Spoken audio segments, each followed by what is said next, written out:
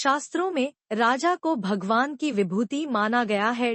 राजाओं में भी सप्तद्वीपवती पृथ्वी के चक्रवर्ती सम्राट को और अधिक श्रेष्ठ माना गया है। ऐसे ही एक छत्र सम्राट सूर्यवंशी राजर्षि दिलीप एक महान गौ भक्त हुए। पौराणिक मान्यताओं के अनुसार महाराज दिलीप और देवराज इंद्र में मित्रता थी। देवराज के बुलाने पर दिलीप एक बार स्वर्ग गए। देव असुर संग्राम में देवराज ने महाराज दिलीप से सहायता मांगी। राजा दिलीप ने सहायता करने के लिए हाँ कर दी और देव असुर युद्ध हुआ। युद्ध समाप्त होने पर स्वर्ग से लौटते समय मार्ग में कामधेनु मिली, किंतु सम्राट दिलीप ने पृथ्वी पर आने की आतुरता के कारण उसे देखा नहीं। कामधेनु को उन्होंने प्रणाम नहीं किया, न ही प्रदक्षिणा की। इस अपमान से रुष्ट होकर कामधेनु ने शाप दिया, मेरी संतान नंदिनी गाय यदि कृपा न करे तो यह पुत्रहीन ही रहेगा। महाराज दिलीप को शाप का कुछ पता नहीं था, किंतु उनके कोई पुत्र न होने से वे स्वयं, महारानी तथा प्रजा के लोग भी चिंतित एवं दुखी रहते थे। पुत्र प्राप्ति की इच्छा से महाराज दिलीप रानी के साथ कुलगुरु महर्षि वशिष्ठ के आश्रम पर पहुंचे। महर्षि सब कुछ समझ गए। महर्षि ने कहा, यह गौ माता के अपमान के पाप का फल है। सुरभि गौ की पुत्री नंदिनी गाय हमारे आश्रम पर विराजती है। महर्षि ने आदेश दिया, कुछ काल आश्रम में रहो और मेरी कामधेनु नंदिनी की सेवा करो।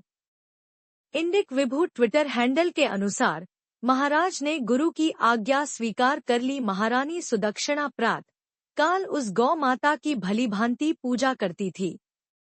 आरती उतारकर नंदिनी को पति के संरक्षण में वन में चरने के लिए विदा करती। सम्राट दिन भर छाया की भांति उसका अनुगमन करते, उसके ठहरने पर ठहरते, चलने पर चलते, बैठने पर बैठते और जल पीने पर जल पीते। संध्या काल में जब सम्राट के आगे आगे सद्य प्रसूता बालवत्सा नंदिनी आश्रम को लौटती तो महारानी देवी सुदक्षिणा हाथ में अक्षत पात्र लेकर उसकी प्रदक्षिणा करके उसे प्रणाम करती और अक्षतादि से पुत्र प्राप्त रूप अभीष्ट सिद्धि देने वाली उस नंदिनी का विधिवत पूजन करती। अपने बछड़े को यथेच्छ दूध पिलाने के बाद दुह ली जाने पर नंदिनी की रात्रि में दंपति पुन परिचर्या करते, अपने हाथों से कोमल हरित शशपकवल खिलाकर उसकी परितृप्ति करते और उसके विश्राम करने पर शयन करते। इस तरह उसकी परिचर्या करते 21 दिन बीत गए। एक दिन वन में नंदिनी का अनुराग करते महाराज दिलीप की दृष्टि क्षण भर अरण्य की प्राकृतिक सुंदरता में अटक गई कि तभी उन्हें नंदिनी का आर्तनाद सुनाई दिया। वह एक भयानक सिंह के पंजों में फंसी छटपटा रही थी। उन्होंने आक्रामक सिंह को मारने के लिए अपने तरकश से तीर निकालना चाहा, किंतु उनका हाथ जड़वत निश्चेष्ट होकर वहीं अटक गया। वे चित्रलिखे से खड़े रह गए और भीतर ही भीतर छटपटाने लगे। तभी मनुष्य की वाणी में सिंह बोल उठा, राजन, तुम्हारे शस्त्र संधान का श्रम उसी तरह व्यर्थ है जैसे वृक्षों को उखाड़ देने वाला प्रभंजन पर्वत से टकराकर व्यर्थ हो जाता है। मैं भगवान शिव के गण निकुंभ का मित्र कुंभोदर हूँ। भगवान शिव ने सिंहवृत्ति देकर मुझे हाथी आदि से इस वन के देवदारुओं की रक्षा का भार सौंपा है। इस समय जो भी जीव सर्वप्रथम मेरे दृष्टि पथ में आता है वह मेरा भक्ष्य बन जाता है। इस गाय ने इस संरक्षित वन में प्रवेश करने की अंधिकार चेष्टा की है और मेरे भोजन की वेला में यह मेरे सम्मुख आई है, अतः मैं इसे खाकर अपनी सुधा शांत करूंगा। तुम लज्जा और ग्लानि छोड़कर वापस लौट जाओ। किंतु परदू खकातर दिलीप भय और व्यथा से छटपटाती, नेत्रों से अविरल अश्रुधारा बहाती नंदिनी को देखकर और उस संध्याकाल में अपनी माँ की उत्कंठा से प्रतीक्षा करने वाले उसके दुधमुहे बछड़े का स्मरण कर करुणाविगलित हो उठे।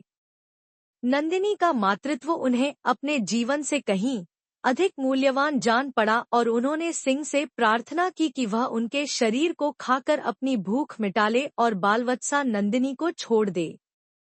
सिंह ने राजा के इस अद्भुत प्रस्ताव का उपहास करते हुए कहा, राजन, तुम चक्रवर्ती सम्राट हो, गुरु को नंदिनी के बदले करोड़ों दुधार गौएं देकर प्रसन्न कर सकते हो। अभी तुम युवा हो, इस तुच्छ प्राणी के लिए अपने स्वस्थ सुंदर शरीर और यौवन की अवहेलना कर जान की बाजी लगाने वाले सम्राट, लगता है तुम अपना विवेक खो बैठे हो। यदि प्राणियों पर दया करने का तुम्हारा व्रत ही है, तो भी आज यदि इस गाय के बादले में मैं तुम्हें खा लूंगा तो तुम्हारे मर जाने पर केवल इसकी ही विपत्तियों से रक्षा हो सकेगी, और यदि तुम जीवित रहे तो पिता की भांति संपूर्ण प्रजा की निरंतर विपत्तियों से रक्षा करते रहोगे।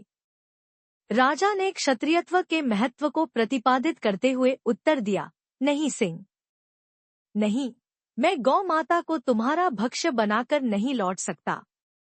मैं अपने क्षत्रियत्व को क्यों कलंकित करूं? क्षत्रिय संसार में इसलिए प्रसिद्ध हैं कि वे विपत्ति से औरों की रक्षा करते हैं।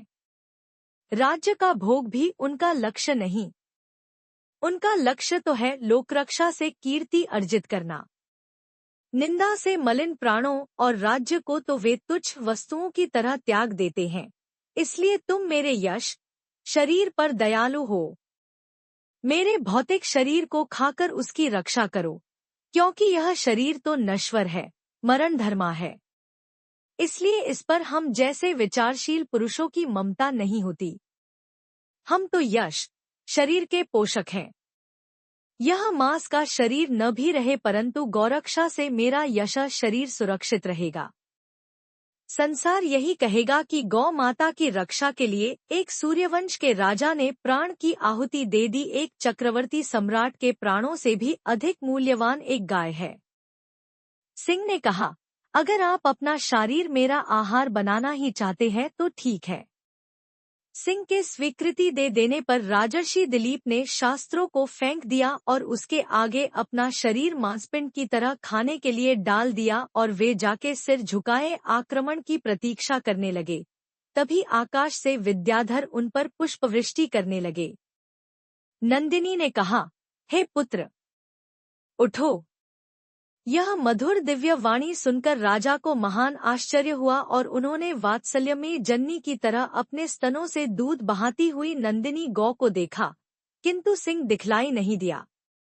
आश्चर्यचकित दिलीप से नंदिनी ने कहा, हे सत्युरुष, तुम्हारी परीक्षा लेने के लिए मैंने ही माया स्वसिंह की सृष्टि की थी।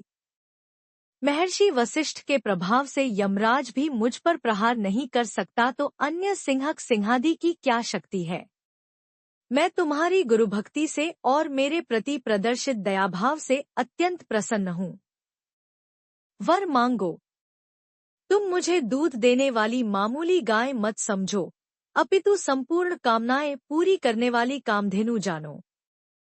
राजा ने दोनों हाथ जोड़कर वंश चलाने वाले अनंत कीर्ति पुत्र की याचना की। नंदिनी ने तथास्तु कहा।